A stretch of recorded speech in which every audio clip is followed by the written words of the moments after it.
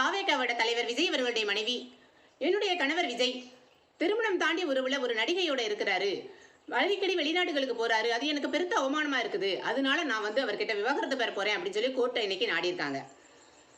இது அவருடைய மனைவியே ஒப்புக்கொள்றாங்க.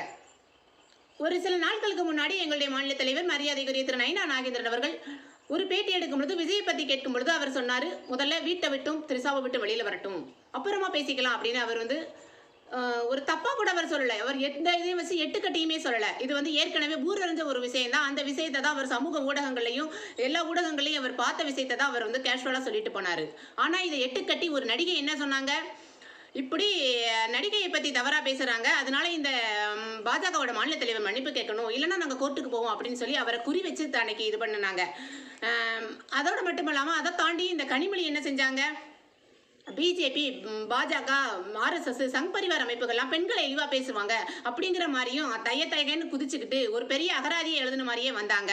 ஆனா இன்னைக்கு இதுக்கெல்லாம் என்ன சொல்றாங்க, விஜய் அவர்களுடைய மனைவியே சொல்றாங்க, என்னுடைய கணவர் திருமணம் தாண்டிய உறவில் ஒரு நடிகையோடு இருக்கிறாரு அப்படின்னு அந்த அம்மா சங்கீதா அவர்களே சொல்றாங்க. அப்ப இதுக்கு இந்த கனிமொழி அவர்கள் அன்னைக்கு பாஜகவையும் ஆர்எஸ்எஸ் காரங்களையும் பற்றி தப்பா பேசின இந்த கனிமொழி அவர்கள் இன்று அவர் இன்று பகிரங்கமாக மன்னிப்பு கேட்க வேண்டும். அதோடு மட்டுமல்லாமல் எங்களுடைய மாநில தலைவர் திரு நயினா நாகேந்திரன் அவர்களை தவறாக பேசிய அந்த நடிகை இன்று எங்களுடைய மாநில தலைவர் திரு நயினா நாகேந்திரன் அவர்களிடம் மன்னிப்பு கேட்க வேண்டும் என்பதை நான் இதன் வாயிலாக தெரிவித்துக் கொள்கிறேன். ஜெய்ஹிந்த்.